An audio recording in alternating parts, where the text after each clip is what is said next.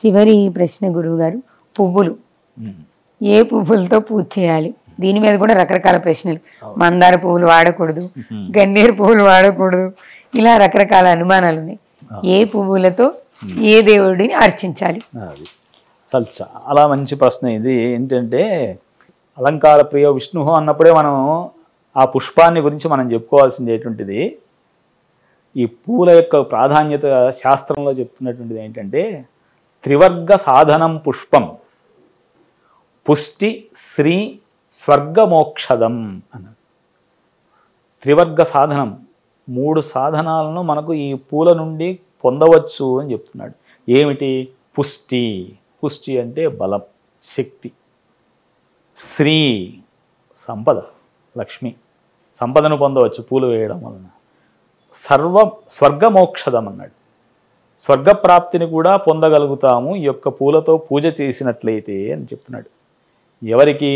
పుష్పై దేవాహ ప్రసీదంతి, దేవతలు అనేటువంటి వాళ్లకు ఈ యొక్క పూలతో మనం ఆరాధన చేస్తే ఈ 3 గుణాలను ఇస్తారు, మోక్ష ప్రాప్తిని కూడా కలిగింపజేస్తారు అని అన్నారు. మరి మన యొక్క పూలు దొరకనప్పుడు ఏమిటి పూలు అని అంటే దానికి కూడా శాస్త్రం చెప్తోంది అహింస ప్రథమం పుష్పం. నాయనా, నువ్వు హింస చేయకుండా నువ్వు మంచి మార్గంలో వెళ్తుంటే, అహింసావాదంతో ఉంటే అదే మొదటి పుష్పం, ఇంకా దాన్ని మించిన పుష్పమే లేదు. పుష్పం ఇంద్రియ నిగ్రహ. ఇంకోటి చెప్తున్నాడు, ఇంద్రియ నిగ్రహాన్ని కలిగి ఉంటే అది కూడా ఒక పుష్పంతో సమానమే. మరలా సర్వభూతం, ఈ సహనం అనేటువంటిది కూడా ఒక పుష్పముతో సమానము. ధ్యాన పుష్పం, ధ్యానంలో కూర్చుంటే నువ్వు కళ్ళు అలా మూసుకొని కూర్చున్నావంటే లోపల భగవంతుని యొక్క స్వరూపాన్ని నువ్వు చూస్తున్నావు. 2 కళ్ళు మూసుకున్నావంటే ఆ 2 కనుబొమ్మల మధ్య మనము మన యొక్క ఆ దృష్టిని అలా పెట్టామంటే భగవత్ సాక్షాత్కారం కలుగుతూ ఉన్నట్టుగా అనిపిస్తుంది. అక్కడే అదే ఒక పుష్ప సమానం. అక్కడ నువ్వు పుష్పాన్ని అలాగే అర్పించవచ్చు.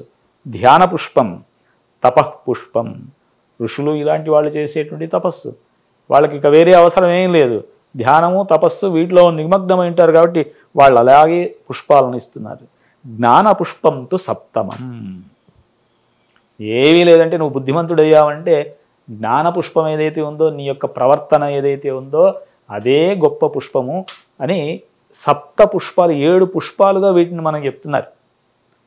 కాబట్టి పూలు దొరకనప్పుడు మనకు ఉండేటువంటి గొప్పదైనటువంటి విషయాన్ని పుష్ప రూపంలో ఇక్కడ చెప్పారు.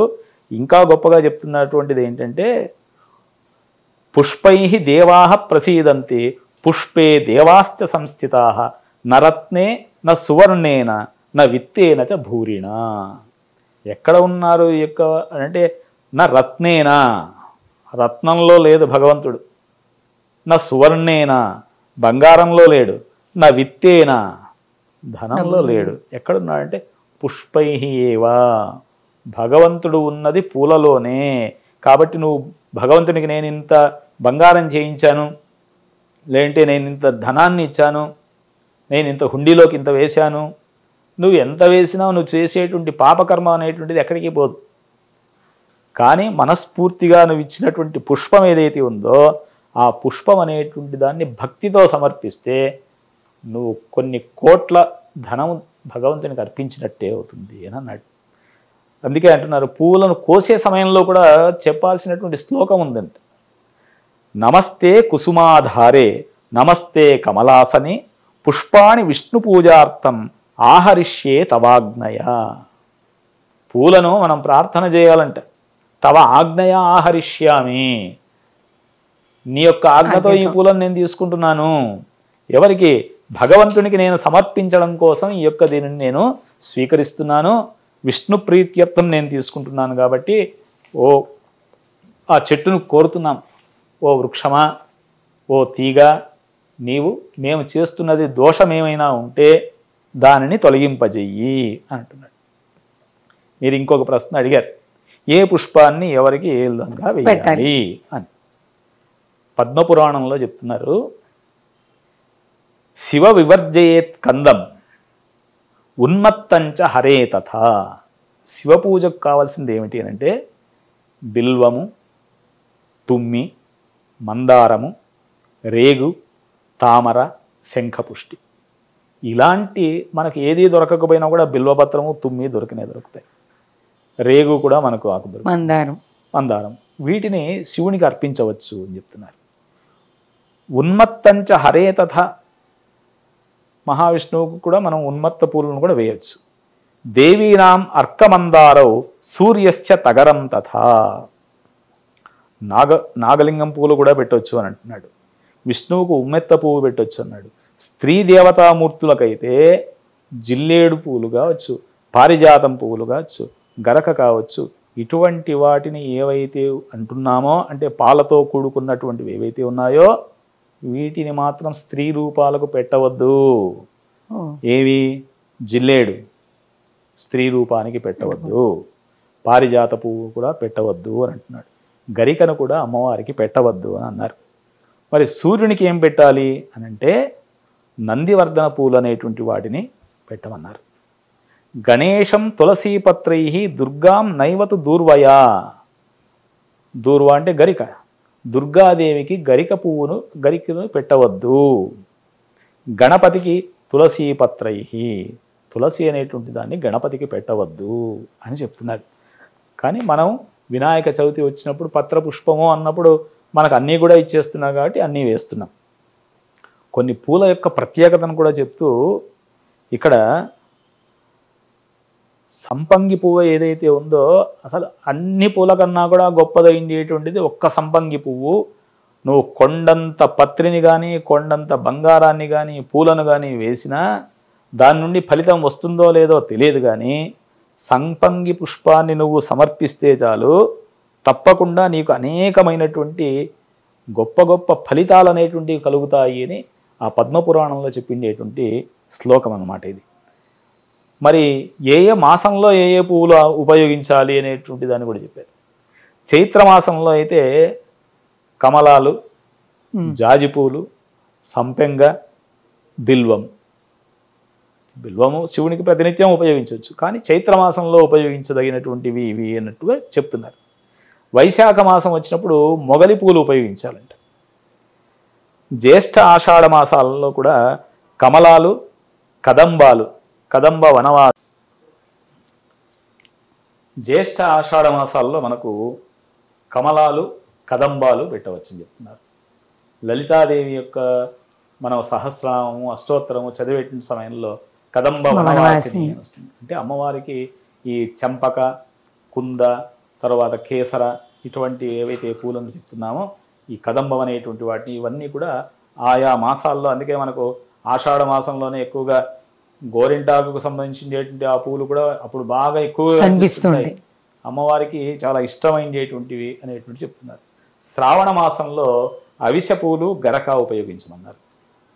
భాద్రపద మాసంలో సంపంగి, గరిక, మల్లె, సింధూర పూలు ఏవైతే దొరుకుతాయో వాటిని ఉపయోగించమంటున్నారు. ఆశ్వీజ మాసంలో తీగ మల్లెలు ఉపయోగించమన్నారు. కార్తీక మాసంలో మరలా కమలాలు, సంపంగిని ఉపయోగించమన్నారు. మార్గశిర మాసం వచ్చే సమయానికి వకుళ పుష్పాలను పూజించమన్నారు. వకుళ పుష్పాలతోనే పూజిస్తే మంచిది అని చెప్తున్నారు. పుష్యమాసంలో తులసి యొక్క ఆకులతో వాటితో పూజ చేయాలని చెప్పారు.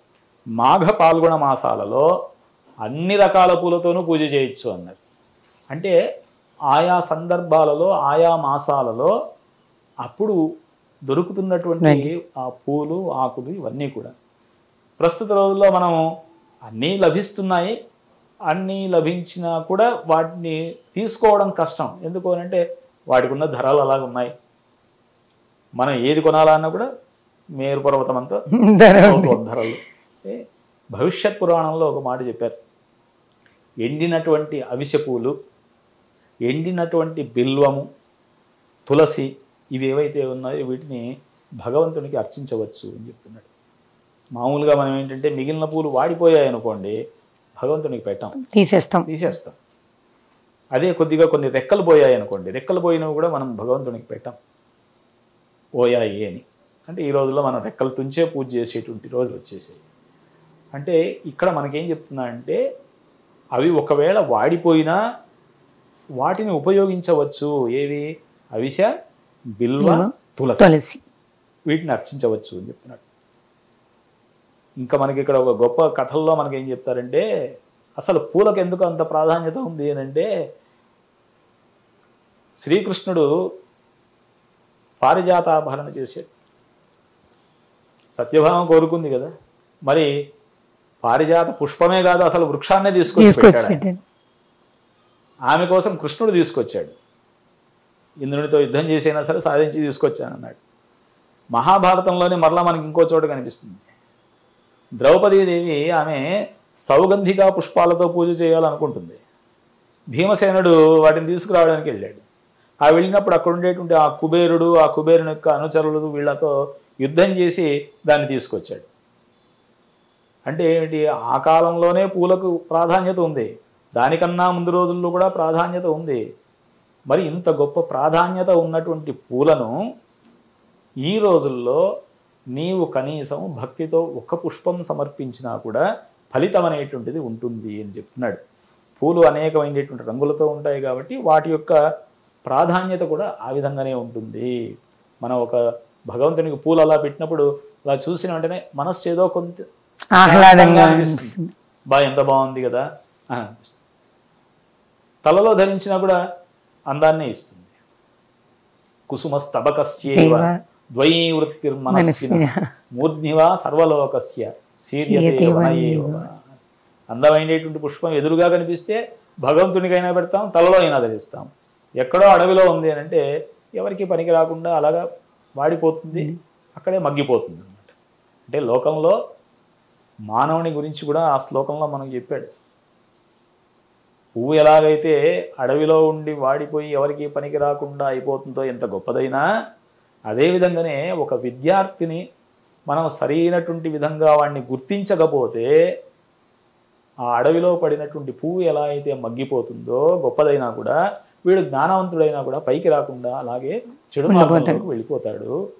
కాబట్టి పువ్వు అందంగా ఉన్నప్పుడు ఎదురుగా కనిపిస్తే తలలో ధరించినట్టుగానే విద్యార్థిని కూడా మనం ఏం చేయాలంటే వాడిని యొక్క జ్ఞానాన్ని తెలుసుకొని వాడిని పైకి తీసుకురావడానికి ప్రయత్నం చేయాలి అని అంటే పూలతో మనకు అక్కడ పోల్చి చెప్పారు. అంటే దాని యొక్క ప్రాధాన్యత ఎంత గొప్పదో మనం చూస్తే తెలుస్తుంది. కాబట్టి భగవంతునికి మనకు దొరికినటువంటి పూలతో, పత్రంతో, ఇందాక చెప్పినట్టుగా తోయం నీళ్లతో కావచ్చు, ఫలం నీకు ఏం దొరికితే అది భగవంతునికి సమర్పించడం, ఈ 4 కూడా ప్రధానమైనటువంటివి అన్నాడు. పుష్పార్చన దానికి మించినటువంటి అర్చన ఇంకొకటి లేదు. నువ్వు కుంకుమార్చన ఎంత చేసినా సరే, ఏది చేసినా, ఇప్పుడు కుంకుమార్చన 1,00,000 కుంకుమార్చన చేశాము, లేదంటే దీపారాధనలు చేశాము, అన్నీ వెలిగించాము, కానీ వాటి పక్కన 2 పూలు పెడితే వాటికి వచ్చే అందమే వేరు. అంటే మనలో ఉన్నటువంటి దోషాలన్నీ తొలగింపజేసి జ్ఞానాన్ని ఇస్తుంది పుష్పం.